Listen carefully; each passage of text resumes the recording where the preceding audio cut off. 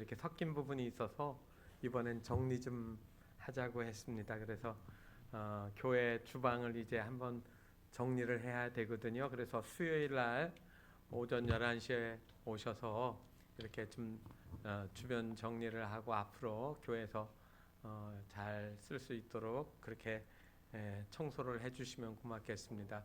앞으로 공사를 좀 해야 되는데 구체적으로 아직 준비가 다 안 돼 있습니다. 그래서 그거는 차후로 하고 일단은 주방 청소하는 문제가 있으니까 수요일 날 11시에 오셔서 이렇게 시간 되시는 분들 오셔서 함께 일해 주시고 그리고 교회에서 점심을 좀 드리도록 하겠습니다.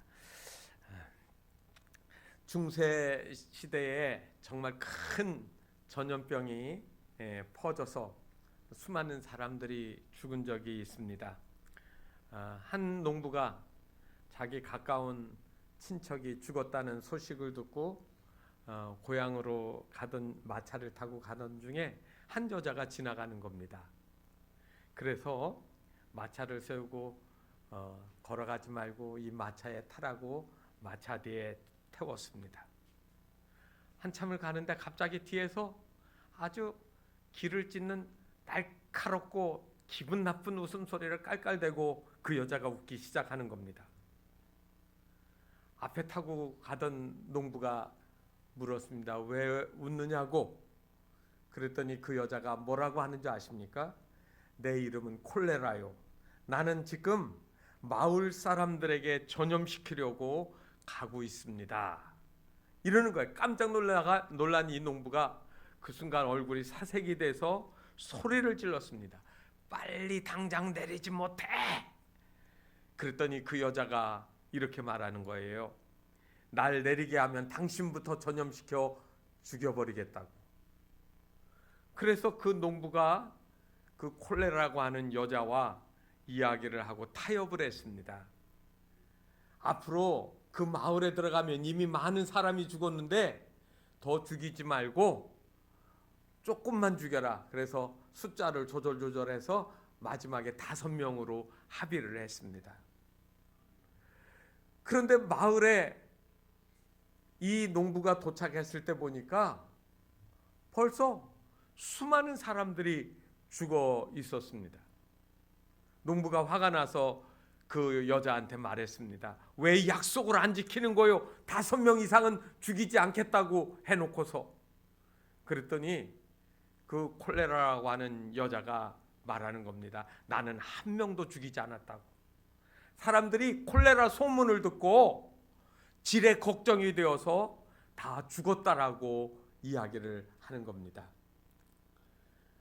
여러분, 지난 2년간 우리는 코로나 바이러스로 인해서 얼마나 많이 염려했는지 모릅니다. 바이러스에 걸리면 어떻게 하지? 저도 그 지나온 시간 동안 내가 이 코로나에 걸리게 되어지면 예배를 못 드리게 되고 또 혹시 내가 이 전염병의 매개체가 되면 안 되는 것 때문에 아주 극도로 조심하면서 지내왔습니다.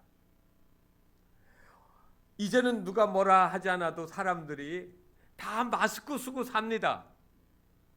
손 세정을 하지 않으면 불안해서 하루에 몇 번씩 손을 닦고 또 닦습니다. 문을 닫고 들어가려고 하면 자기 집이 아닌 다중의 시설에 들어가면 손잡기가 괜히 꺼려지니까 몸으로 밀거나 발로 밀고 그렇게 들어간 적도 있습니다. 주변에 어떤 사람이 기침을 하면 혹시나 하고 그 사람 얼굴을 쳐다보는 겁니다. 그래서 기침도 마음대로 못하고요.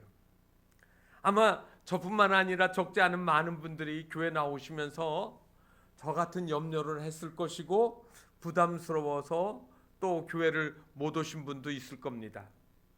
그렇지만 우리가 언제까지 염려하면서 살아야 될까요? 언제까지 염려에 붙잡혀서 지내야 될까요? 그 어느 순간에 제 마음에 그런 생각이 들었습니다. 조심은 하지만 어쩔 수 없이 걸린다고 하면 그거는 내가 어떻게 못하는 거예요.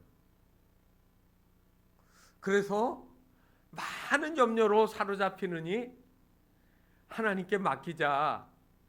그 다음에 또 하나는 제가 이 전염병이 한참 번질 때 그런 얘기를 했습니다. 우리 교우 중에 한 사람이라도 걸린다고 하면 나는 그 교우를 비난하거나 비평하지 않아야 된다고. 우리는 그를 사랑할 것이고 그리고 잘 돌볼 것이라고 그렇게 제가 이야기했던 적이 있습니다. 여러분, 염려하고 있다고 해서 우리가 염려 때문에 할 수 있는 일을 못해서는 안 됩니다. 특별히 하나님께 나와 예배하는 것들, 그리고 하나님 앞에서 우리가 마땅히 해야 될 그런 신앙의 삶의 울타리를 벗어나서는 안 된다는 말입니다. 자동차에 앉아서 기어를 중립에 놓고 시동을 건 다음에 악셀을 한번 밟아보세요. 아마 요란하게 소리가 날 겁니다. 윙윙. 그리고 엔진은 막 돌아가고 그리고 기름은 소모가 될 겁니다. 그런데 중립에다 놨기 때문에 차가 나갈까요? 안 나갈까요? 안 나갑니다. 중립에다 놓고 아무리 엑셀을 밟으면 차가 나가지 않는 겁니다. 그래서 소리를 들어보면 차가 굉장히 힘받는 것 같지만 제자리에 있는 거예요. 마치 염려는 우리가 기어를 중립에 놓고 엑셀레이터를 밟는 것 같아가지고 그것은 우리의 삶을 변화시키거나 문제를 해결하는 게 아니라는 겁니다. 수많은 그리스도인들이 염려를 껴안고 어떡하나 비단 코로나뿐만 아니라 삶에서 나타나는 많은 문제들을 들켜지고 살아가는 경우가 많이 있습니다. 그래서 염려하는 사람의 대표적인 특징이 뭐냐면 웃음이 없어요. 얼굴이 수심이 가득 차고 그리고 웃음이 사라지고 그리고 말수가 적어지고 조금이라도 건드리면 툭 터질 것처럼 사람들을 긴장시킨다는 말입니다. 그런데 여러분, 우리의 마음에 믿는 구석이 있으면, 여러분 성경에 보면 씨 뿌리는 비유의 이야기가 나오는데 옥토에 뿌려진 씨앗, 길가, 가시덤불, 돌짝밭 이렇게 네 종류가 나옵니다. 그런데 그 중에 세 가지, 가시덤불, 그 다음에 길가, 그 다음에 돌짝밭에 뿌려진 것들은 그거는요 염려를 의미하는 거예요. 믿음이 아니에요. 불신앙이에요. 그런데 옥토는 하나님의 말씀 가운데 내 삶을 맡겨놓게 되어지면 염려가 어떻게 된다고요? 물러가고 기쁨이 들어오는 거예요. 좋은 열매를 맺는 거예요. 걱정, 근심이라고 하는 말을 여러분 영어로는 worry라고 합니다. 그런데 요즘에는 이름을 뭐 참 예쁘게들 많이 있지만 옛날 개 이름 지을 때 워리라는 말이 좀 있었어요. 생각해 보니까 워리가 개 이름이었나 싶은데 그 워리라고 하는 영어 단어의 어원을 찾아가 보니까 물어뜯는다는 뜻이 있더라고요. 개는 물어뜯으니까 아마 미국 사람들이 물어뜯어봐 하면서 워리 했던 거를 그대로 본받아서 흉내냈지 않았는가 싶습니다. 마치 짐승이 그 날카로운 이빨로 목을 꽉 물어가지고 숨 쉬지 못하게 질식시키는 그런 것들을 여러분 워리, 염려라고 하는 말로 영어는 표현을 했습니다. 어떻게 해야 이 염려로부터 우리가 떨어져 나갈 수 있을까요? 어려서부터 나이 들어 죽을 때까지 이 염려가 떠나지 않는 우리 인생인데, 그래서 이 염려 때문에 수많은 사람들이 해결 방법을 찾으려고 노력을 했습니다. 어떤 사람은 놀이에 심취하고, 어떤 사람은 도박에 빠져들기도 하고, 어떤 사람은 알코올에 푹 파묻혀가지고 술을 많이 먹고 다 망각해버리자, 그러면 잊혀진다라고 생각을 합니다. 그런데 그것이 반복되면 반복될수록 중독이 되어지고요, 그것 때문에 더 큰 문제를 겪습니다. 무엇인가 염려한다고 해서 그 염려거리가 없어지는 게 아니라는 거예요. 그래서 오늘 저는 성경에서 바로 이 염려를 그리스도인들이 어떻게 해결하고 그리고 제거할 수 있는지를 보려고 합니다. 우리가 읽은 말씀 빌립보서 1, 2, 3, 4장으로 되어 있는데 마지막 부분에 사도 바울이 여러 가지로 빌립보 교우들에게 감사도 하고 격려도 하고 위로도 하고 이렇게 해놓고 이 4장 2절 말씀부터는 권면의 말을 해주고 있는 겁니다. 권면의 말을. 바울이요 2차 전도 여행을 AD 49년에서 50년까지 2차 전도 여행을 했습니다. 아는 것처럼 사도 바울이 그가 처음에 선교했던 그 바운더리는 이 터키 지역, 아시아 지역입니다. 아시아 지역. 그런데 그가 아시아를 향해서 이렇게 계획을 잡고 준비를 하고 움직이려고 하는데 어느 날 하나님이 환상 중에 그에게 꿈에 나타나셔서 말씀하시는 거예요. 한 마게도냐 사람이 이리로 건너와서 우리를 도우라고 하는 말을 듣고 방향을 바꿨습니다. 그래서 그 방향을 바꿔서 간 데가 유럽입니다. 그래서 유럽의 그 첫 관문의 도시, 성경에 보면 빌립보라고 나와 있는데 거기에 들어갔습니다. 낯선 도시에 들어가서 할 일이 뭐가 있습니까? 그 지역을 정탐하고 어떤 곳인가를 생각하면서 사람을 만날 곳을 찾아다니는 거예요. 그가 강가를 이렇게 거닐면서 사람들을 만나려고 했는데 지가크티스라고 하는 그 강가에 이렇게 가보니까 여인들이 나와서 빨래터에서 이야기도 하고 그리고 모여 있는 것을 보게 되고 거기에서 전도를 하게 됩니다. 거기에서 만난 여자가 누구냐면 루디아라고 하는 자주 옷감 장사예요. 그리고 그가 복음을 듣고 예수 그리스도를 영접하고 거기에 모여있던 그 많은 여인들을 모아서 자기 집에서 하나님의 말씀을 듣기 시작했습니다. 하나님께 기도도 하고 그리고 복음을 듣고 그리고 하나님을 예배하는 빌립보의 최초의 교회가 되어지는 거죠. 그러면서 또 여기저기 다니면서 전도할 사람을 찾고 다니는데 그 도시에 점치는 귀신 들린 여자가 이 바울과 실라가 다니는 곳을 쫓아다니면서 지극히 높으신 하나님의 종이라고 그리고 하나님의 말씀을 전하는 자라고 자꾸 귀찮게 하는 겁니다. 그래서 그 귀신 들린 여자에게 이제 향하여서 귀신아 나가라고 명령을 했더니 귀신이 떠나가게 된 거죠. 그래서 귀신이 떠나가게 되어지니까 이 여자가 점치는 여자인데 점을 칠 수가 없어요. 입을 열지 않고 만나기만 하면 말소리가 들려서 내 미래가 어떻고 내 과거가 어떻고 그러면서 여러 가지 문제들을 확 점을 쳐서 맞춰주는 여자가 더 이상 귀신이 말을 하지 않으니까 아무것도 할 수가 없는 거예요. 그래서 이 여자를 고용해서 돈 벌고 있던 그 부유한 주인들이 이 바울과 실라를 감옥에 가두어 놓습니다. 감옥에 갇혀서 한밤중에 찬송을 부르고 기도를 할 때 옥문이 지진이 나면서 다 열려지고 손과 발의 착고가 풀려졌습니다. 그래서 간수가 회심을 했고 그리고 그 집에 가서 세례를 주었습니다. 아버지와 어머니 그리고 어린 자녀들까지 다 나와서 세례를 받았어요. 그리고 그 밤에 하나님의 말씀을 듣고 기도하고 예배하면서 주 예수 그리스도를 영접해서 이 간수의 집이 또 교회가 되어지는 겁니다. 참 빌립보는 특별한 교회였습니다. 루디아뿐만 아니라 간수 그리고 그 후에 믿게 된 많은 사람들이 사도 바울이 가는 곳곳을 위해서 사역으로 해서 기도하고 물질로도 후원을 하면서 어려움을 당할 때마다 사람을 보내서 그를 돕는 그러한 일들을 마다하지 않았던 겁니다.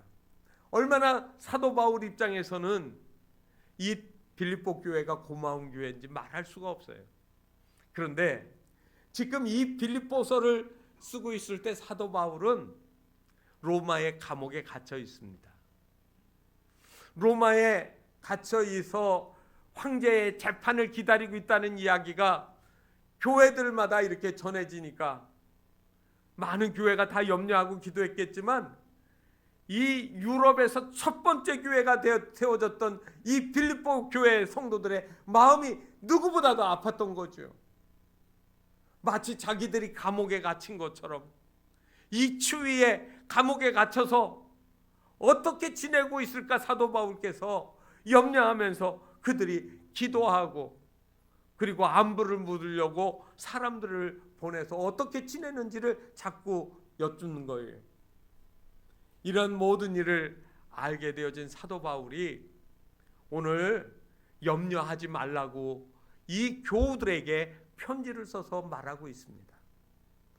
여러분, 우리에게 염려할 것이 많은 인생을 살아갑니다. 아마 오늘도 염려하는 마음으로 오셨고 또 집으로 가면 또 염려하실지도 몰라요.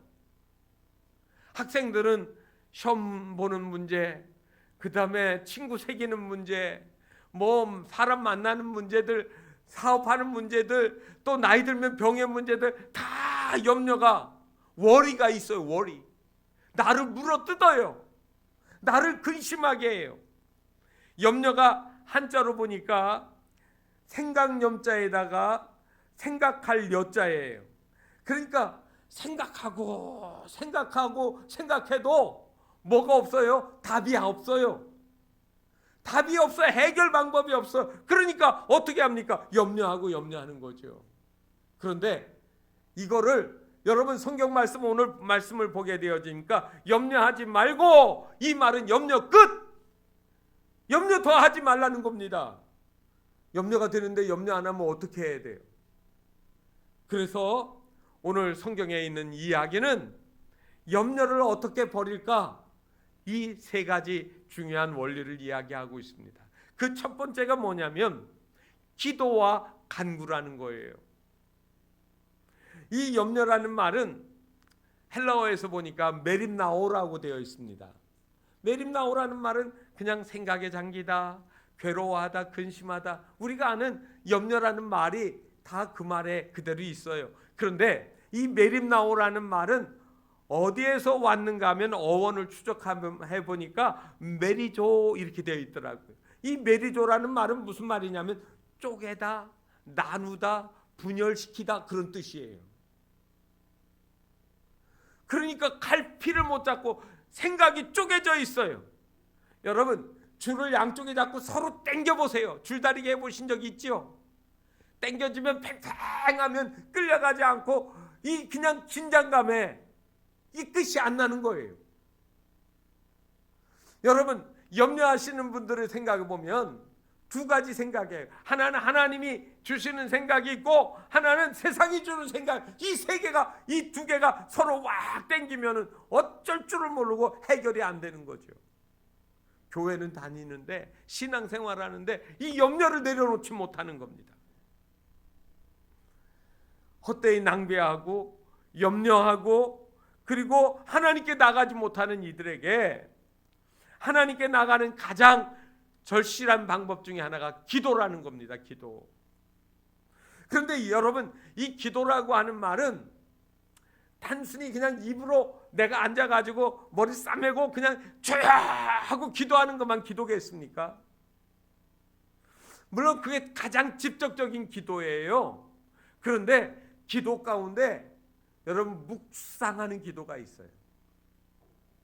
길을 다니면서 눈을 뜨고 또 차를 타고 운전하면서 앞을 보고 신호등 다 보고 횡단보도 걷어 다니는 사람 다 보면서도 기도할 수 있어요.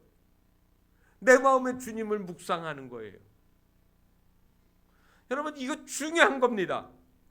그러면 내가 염려하고 있는 문제를 놓고 이렇게 할까 저렇게 할까, 세상 사람들은 누구는 이렇게 했더라, 옆집은 어떻게 했더라, 어떤 문제들, 이런 문제들은 이렇게 찾아보니까 이런 게 해결되더라, 다 있을 거예요.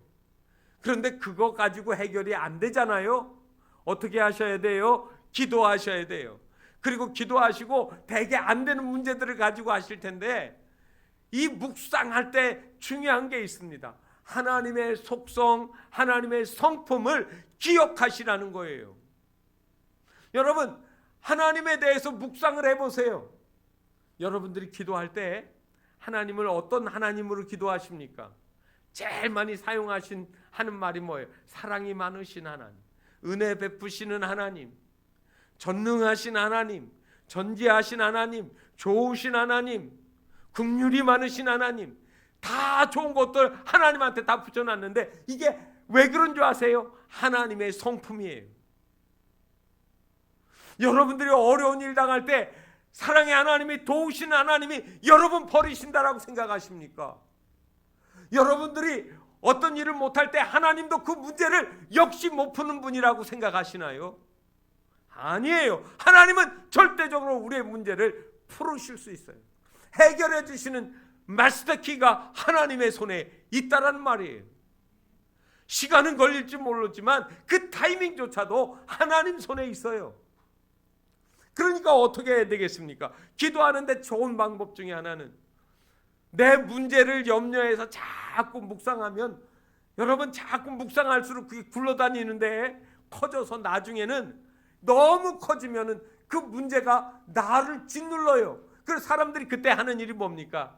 차라리 이 문제 해결하지 못하고 고통스럽게 사느니 죽어버리자. 자살하면 문제가 해결된다고 생각해요. 그런데 여러분, 자살한다고 절대 문제 해결되지 않습니다. 한 번 죽으면 그 다음에 또 한 번 죽을 일이 있어요. 그게 뭐죠? 지옥 가는 일이에요. 그러니까 어떻게 해야 되겠습니까? 우리가 하나님을 묵상하고 하나님을 신뢰하고 좋으신 하나님, 반드시 이 고난이 지나고 이 염려가 사라진 후에는 하나님의 평강이 임할 것이라고 하는 담대한 믿음을 가지셔야 되는 거예요. 지금도 어렵습니까? 하나님의 자녀들이 하나님의 은혜를 사모한다고 하면 그렇게 살아가는 거예요. 하나님을 묵상하셔야 돼요. 두 번째로는, 여러분들 얼른 이해 안 되시겠지만 뭐라고 했느냐면, 너희 구할 것을 감사함으로 하나님께 아뢰라 그래요. 여러분, 염려를 물리치는 방법 중에 하나가 감사예요. 여러분, 사람마다 자기 삶을 표현하는 키워드가 있습니다. 키워드라는 말은 문제를 해결하는 말이라는 말이겠죠. 어떤 사람은 인생을 키워드로 자기의 말로 표현할 때 슬픔, 고통, 상처 뭐 그러는 거예요. 사랑이 무엇냐고 물으신다면 이별의 눈물이라고, 이별의 아픔이라고 말하겠어요. 뭐 노래 가사도 있는데, 이거는 사랑을 하다가 헤어지고 나니까 뭐를 경험한 거예요? 슬픔, 아픔, 상처. 그래가지고 그게 학습되어져 가지고요, 모든 공식에다가, 그래서 이거를 집어넣어요. 그래서 사랑하지 않으려고 하는 거예요. 교회 다니면서 상처를 많이 받았다고 하는 사람들은 교회 가서 절대로 잘 믿지 마라, 열심히 하지 마라, 또 상처받는다고 그렇게 해가지고 자꾸 자기의 학습되어진 거를 보편화시키는 경우가 있어요. 자기마다 학습되어진 그거를 절대화시키게 되어지면 답이 나오질 않습니다. 아까 말씀드린 것처럼 하나님을 묵상하고요, 더 적극적으로는 감사를 이야기해 보세요. 무슨 감사예요? 하나님이 내게 하신 일들 중에 좋은 것들, 그리고 이 일들도 하나님이 아름답게 만들어 주실 것이라고 하는 감사를 가지고 이야기하는 겁니다. 성경에 보게 되어지면 다윗이 감사를 잘했던 훌륭한 신앙이 있는 것들을 보게 됩니다. 고난이 유익이라는 말이 그에게는 아마 젊어서는 잘 이해가 안 됐을지도 몰라요. 그렇지만 시간이 지나놓고, 고난 다 지나놓고 보니까 고난이 유익이었어요. 무슨 말이냐면, 하나님이 어느 날 사무엘을 보내가지고 이새의 집에서 아들들을 다 불러가지고 면접을 하는데 다 불합격이에요. 들판에 나가서 양을 치고 있던 다윗이 얼른 급하게 불러들여졌습니다. 그랬더니 사무엘의 눈이 확 뜨여지면서 하나님의 음성이 바로 이 아들이야. 그래서 그 제일 막내 키가 작고 얼굴은 붉고 그리고 소년 같은 그 다윗에게 기름을 부어줬어요. 그리고 아시는 것처럼 그는 아버지 심부름을 가서 골리앗을 무찌러 죽이는 그러한 용맹함을 발휘했습니다. 그것 때문에 그는 사울 왕의 사위가 되었고요. 그리고 그 이후로는 블레셋과의 전쟁에 늘 앞장서서 전쟁 나가서 싸우는 겁니다. 그래서 그가 이기고 돌아올 때마다 예루살렘 성에서 여인들이 나와가지고 노래를 불러줬어요. 무슨 노래 불러줬어요? 사울은 천천히요, 다윗은 만만이라. 누가 더 높아졌어요? 다윗이 높아졌거든요. 그랬더니 그것 때문에 사울의 마음에서 아주 불타는 분노가, 그리고 미움이, 질투가 타오르기 시작했습니다. 그래서 그때부터 다윗이 쫓겨다니기 시작하는 겁니다. 생각해 보세요. 잘못한 일이 뭐가 있습니까? 하나님 말씀대로 살고 그리고 나라를 위해서 충성했어요. 왕에게 충성을 했어요. 그런데 그가 지금 쫓겨다니는 거예요. 집조차 둘 수가 없고 만나는 사람들마다 만나기만 하면 사울에게 고자질할 것 같아 두려움에 빠져요. 얼마나 억울하게 했습니까? 그래서 그에게 이것 때문에 얼마나 많은 어려움들이 있었는지. 그런데 이게 중요한 거예요. 잘 들어보세요. 다윗은 자기를 미워하고 증오하고 죽이려고 하는 사울 왕을 바라보지 않았다는 거예요. 돌아다니면서 사울 왕 그 죽일 놈, 나를 죽이려고 그래, 나를 사위라고 하더니 나를 왜 죽이려고 하는 거야? 사울만 묵상하고 다녔겠습니까? 돌아다니면서 그가 늘 묵상한 거 누구예요? 여호와 하나님이에요. 여호와는 나의 목자시니 내게 부족함이 없으리로다. 그가 나를 푸른 초장에 누이시며 쉴만한 물가로 인도하시는도다. 하나님이 나를 인도하신다는 거죠. 내가 사망의 음침한 골짜기를 지날지라도 해 받을 것을 두려워하지 않을 것은 주께서 나와 함께 하심이라. 내가 골짜기라 여기저기 숨어 다니지만 하나님이 나를 붙들어 주시는 거예요. 주의 지팡이와 막대기가 나를 안위하시나이다. 됐잖아요. 누구 의지하고 있어요? 하나님 의지하는 거 배웠어요. 만약에 그가 그렇게 쫓겨다니지 않았으면 골짜기를 어떻게 다니겠습니까? 예루살렘 왕궁에 살았겠지요. 여기저기 골짜기로 도망을 다니면서 그가 깊이 묵상한 거는 하나님 묵상한 거예요. 만약에 다윗이 사울 왕만 묵상하고 두려움을, 염려를 묵상했다라고 하면 아마 오래 살지 못했을 겁니다.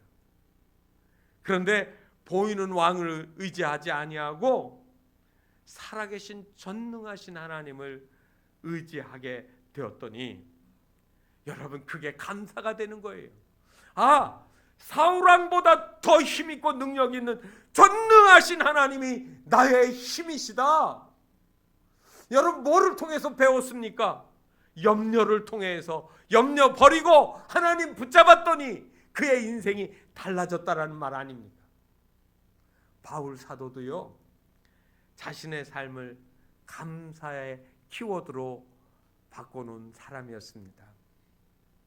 고린도후서 12장 7절에 보면 이런 말이 나와요. 여러 계시를 받은 것이 지극히 크므로 너무 자만하지 않게 하시려고 내 육체의 가시 곧 사탄의 사자를 주셨으니. 여러분 그냥 읽으니까 밋밋한 것 같은데요, 육체의 가시를 얘기하고 곧 뭐라고 한 줄 아세요? 사탄의 사자를 주셨다 그랬어요. 사탄의 사자를요. 이거 단순히 그냥 아픈 게 아니에요. 나를 지옥에 끌고 들어갈 것 같은 그 아픔이 있어요.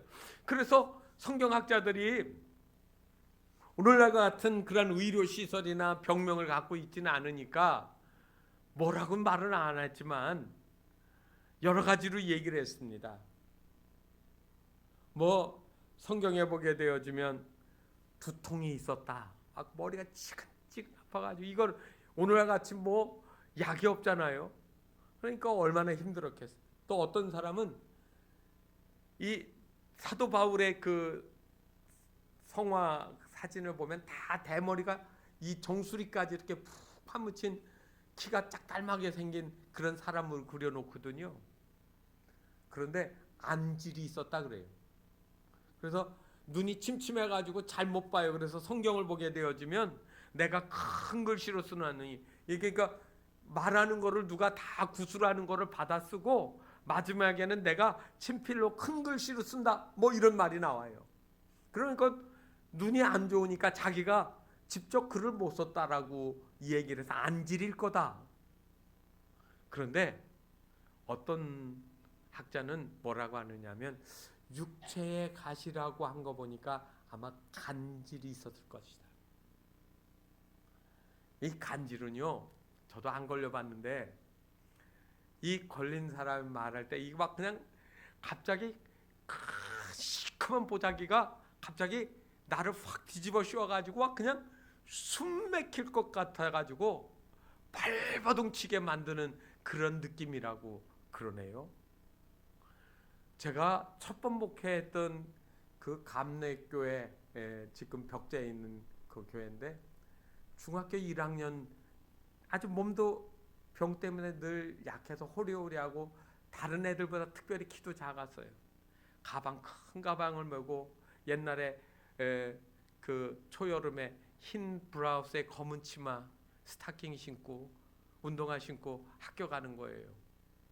그런데 그 아이가 교회 나오는 아이, 간질에 걸려가지고 약을 먹는데 그 교회 장로님이, 우리 교회 장로님이 김삼식 장로님이라는 분이 그 약을 타다가 이렇게 늘 갖다 주던 집이었는데 뭐 일 때문에 좀 약 타는 게 늦어져 가지고 한 주 정도가 늦어졌는데 약을 안 먹으니까 아침에 그 버스가, 학교 가는 버스가 이렇게 오면 아이들이 쭉 섰다가 비포장도로에 섰다가 이제 차례 타는 거예요. 그래서 타려고 다 아이들이 10여 명이 모여 있는데 그 자리에서 간질이 난 거죠. 그래서 그 길가 옆에 있는 그 논이 한 2, 3m 아래 이렇게 좀 낮은 곳에 있는데 흰 교복을 입었던 아이가 가방 집어던지고 댕굴댕굴 그래서 논으로 들어갔어요. 다 아이들이 놀라서 쳐다보고 구경하고.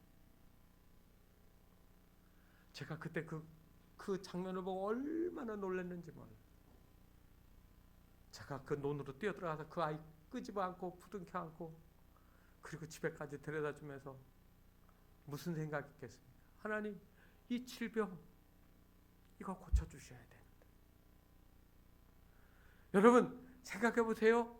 지금 사도 바울이 육체의 가시가 무엇인지 모르지만 만약에 간질이라고 하면 강단에 서가지고요 설교를 하는데 갑자기 간질이 와요. 뒤집어질 거 아니에요. 바닥에서 펄쩍 넘어져가지고 거품을 먹고 눈 까집어지고 여기 있으면 그 말씀을 듣던 교인들이 어떻게 생각했을까요? 당장 내쫓아. 아마 요즘에 목회자 그렇게 되면 아마 그 교회 쫓겨날 겁니다. 그 꼴은 못 보겠지요. 어디 요양원으로 보내려고. 그런데 사도 바울이 그런 질병에 걸렸다고 하면 사람들이 뭐라고 하겠어요? 그런데 교우들이요 사도 바울을 극진히 여겼어요. 사랑했어요. 자, 지금 사도 바울이 그 병에 걸려서 하나님 이 병 좀 고쳐달라고 자기 자신 기도 안 했겠습니까? 성경에 보니까 3번 기도했다고 고린도후서 12장 8절에 나와요. 하나님 간절히 구하옵나니 내 병 좀 고쳐주세요. 이 염려되는 것들이 나를 짓눌러서 견딜 수가 없어요. 또 기도하고 또 기도하는 건데 2번 기도해도 안 들어줘요. 여러분 사도 바울이 얼마나 능력 있는 종인 줄 아십니까? 드로아에 가서 복음을 전할 때 사람들이 모여드니까 젊은이들이요 그 누각인데 3층 누각 이렇게 기둥을 져가지고 이 천장이 높게 돼 있잖아요. 그런데 3층 누각에 그 누각에 이렇게 올라가서 이제 젊은 유두라는 청년이 이렇게 말씀을 듣는데 여러분 기름 오일을 태워가지고 불을 저녁에 밤에 키우면은 그 열기가 어디로 올라갑니까? 다 위로 올라가겠지요. 그러니까 올라가니까 그 3층 누각에서 그 말씀을 듣던 그 청년이 꾸벅꾸벅 졸다가 아래로 뚝 떨어졌어요. 사람들이 깜짝 놀라가지고 들여다보니까 죽었어요. 숨이 끊겨졌어요. 그런데 그 유두부를 위해서 사도 바울이 기도했더니 그 청년이 살아났어요. 그에게 있는 능력이 모자랐을까요? 그런데 어떤 때는 하나님이 고치시고 어떤 때는 안 고쳐. 하나님 앞에 간절히 세 번째 기도할 때 하나님의 음성이 들렸어요. 뭐라고 했느냐면, 바울아, 내 은혜가 내게 족하다. 바울이 깨달은 거 있습니다. 죽은 사람을 위해서 기도하면 살아날 수 있지만 내가 하나님이 아니라는 거예요. 사람들이 만약에 죽은 자도 살리고 능력이 있는 귀신을 쫓아내는 그 능력이 있는 하나님의 종이 무엇이든지 다 하면 마치 바울을 신처럼 섬길 게 아닙니까? 마치 에덴 동산에서 맘만 먹으면 무엇이든지 다 먹을 수 있다라고 하면 그가 누구예요? 하나님이에요. 하나님은 다 먹는데 못 먹는 게 있어. 그러면 너는 뭐라고요? 사람이야. 네가 사람이야. 한계가 있는 거예요. 아담과 하와가 마치 선악을 알게 하는 열매를 따먹고 내가 하나님 되겠다라고 생각을 했더니 그 순간 그가 추락당한 거예요. 쫓겨난 거지요. 신라곤 했어요. 에단에서 쫓겨났어요. 여러분, 바울이 자기 몸의 가시 때문에 하나님 앞에서 늘 겸손히 기도할 수 있다라고 하는 거, 크게 은혜였다니까요. 여러분, 이게 바로 내가 숭배의 대상이 되지 않아야 된다는 거죠. 염려는 내가 뭐든지 다 잘할 수 있고 내가 원하는 데 다 가지면 행복할 것 같지만 여러분, 그렇지 않아요. 그거는 내 관점이에요. 하나님 관점으로 이해하셔야 된다는 말입니다. 돈 베이커 목사님이 쓴 책에 감사요법이라는 책이 있습니다. Thank You Therapy라고 하는 책인데 여기에서 이렇게 말합니다. 감사는 환경을 변화시키지 못하지만 태도를 변화시킨다. 한 번 더 들어보세요. 감사는 환경을 변화시키지 못하지만 내 태도, 내 삶을 바꾸신다. 여러분, 감사가 우리의 조건을 변화시키지 못하지만 마음가짐을 바꿔놓습니다. 아무리 감사한다고 해도 가난한 사람이 부자 되는 거 아닙니다. 아무리 감사해도 장애를 가진 사람이 정상인이 되지는 않습니다. 아무리 감사해도 얼굴이 못생긴 사람이 갑자기 젊어지거나 미인이 되는 거 아닙니다. 그러나 감사하면 가난해도 부자 이상으로 행복해질 수 있어요. 감사하면 장애가 있어도 정상인보다 행복해질 수 있어요. 감사하면 얼굴이 못생겨도 미인보다 행복해질 수 있어요. 여러분, 감사는 우리의 삶을 다르게 만들어 놔요. 풍요롭게 만들어 놓는단 말입니다. 여러분, 맹인 가수 중에 안드레아 보첼리라고 하는 그런 가수가 있습니다. 10살 때 친구들하고 축구를 하다가 공에 눈이 맞아가지고 시력을 잃어버렸습니다. 그는 당시 시력을 잃었을 때의 그 순간을 훗날 이렇게 얘기했습니다.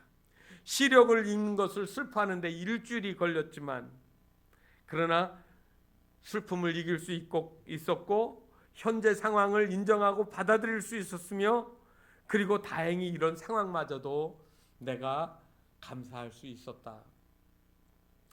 그는요, 시력을 잃고 나서 열심히 공부를 했습니다. 법대를 졸업하고 그리고 변호사가 되었습니다. 그렇지만 너무 노래가 하고 싶은 거예요. 그래서 퇴근 후 카페에서 노래를 부르기 시작을 했습니다. 그리고 세계적인 성악가가 되어진 겁니다. 환경을 뛰어넘어 복된 삶을 살게 하는 완벽한 치료법이 무엇이었는가 하면 감사였다는 겁니다. 여러분, 여러분의 삶에서 염려가 많을 때 하나님 앞에 감사해 보세요. 그래도 내가 살아있는 거, 내 자녀들이 있고 내 남편이 있고 나 옆에 친구가 있고 우리 교회가 있고 내가 하나님을 믿을 수 있고. 여러분, 믿음은 누구나 믿을 수 있지만 또 누구나 믿는 것도 아닙니다. 아무리 전해도 못 듣는 사람들이 있고 복음을 거부하는 사람들이 있잖아요. 그런 거 생각하면 내가 감사하지 못할 것이 어디 있겠는가 말입니다. 염려가 사라지고 나면 그 다음에 하나님의 축복이 들어와요. 여러분, 평강입니다. 지난 수요일 저녁에 제가 데살로니가 교회 마지막에 그 축복의 이야기가 평강인 것을 말씀드렸습니다. 평강이 어떻게 들어오는지 여러분 기억나시나요? 기억이 안 나시면 지난주 수요일 바로 며칠 전 설교지만 한번 들어보세요. 평강은 다른 거 아닙니다. 하나님과 올바른 관계, 죄에서 떠나고 주님을 내 마음에 모시게 되어지면 그 다음에 내 마음속에 말할 수 없는 평강이 들어오는 겁니다. 사탄은 우리가 하나님이 주시는 평강을 누리지 못하게 하는 거죠. 우리 삶에 장애물을 세워놓고 하나님과 단절되게 만들어 놓습니다. 이 평강이 우리 마음속에 들어오려고 하면 염려가 물러가야 돼요. 염려가 물러가는 것은 내 힘으로 되는 게 아니라 하나님을 잘 묵상하고 그 묵상한 하나님을 내 입으로 고백하고 그리고 감사하기 시작해 보세요. 안 없어질 게 아니라는 거죠. 그래서 염려는 흔들림이라고 하면 평강은요 하나님께 붙들린 거예요. 붙들림이에요. 그래서 7절에 모든 지각에 뛰어난 하나님의 평강이 그리스도 예수 안에서 너희 마음과 생각을 지키시리라. 사도 베드로는요 이거를 깨달았습니다. 그래서 베드로 전서 5장 7절에 너희 염려를 다 누구에게 맡기라고요? 주께 맡기라 그랬습니다. 기도하는 사람은요 하나님 손에 맡기는 거예요. 누구나 어려운 상황이 발생하게 되어지면 마음이 조급해지고 두려워지지만 그러나 우리가 이때 하나님 앞에 감사함으로 나가면 하나님이 우리에게 평안을 주십니다. 오늘 하나님 앞에 살아가면서 우리가 적극적으로 기도하고 묵상하고 그리고 감사하고 하나님의 뜻을 따라 살려고 할 때 하나님의 평강이 우리 모든 교우들에게 충만하게 가득 차게 넘치시기를 주님의 이름으로 축원합니다. 기도하겠습니다. 하나님 아버지 은혜와 사랑 감사드립니다. 믿음으로 살기 원하고 주 뜻대로 살기 원하지만 너무나도 많은 근심, 염려, 두려움들이 늘 저희들의 마음을 사로잡습니다. 하나님 아버지 오늘 성경에 말씀하신 것처럼 기도와 간구로 하나님 앞에 나가게 하시고 하나님을 깊이 묵상하고 전능하신 하나님 손에 사로잡힌 바 되게 하여 주시옵소서. 지금까지 지내온 것도 주의 은혜인데 앞으로도 또한 지켜주실 것 믿고 감사하며 살게 하여 주시옵소서. 그리하여 하나님의 평강이 우리의 삶을 지배하는 복된 삶이 되게 하여 주옵소서. 예수 그리스도의 이름으로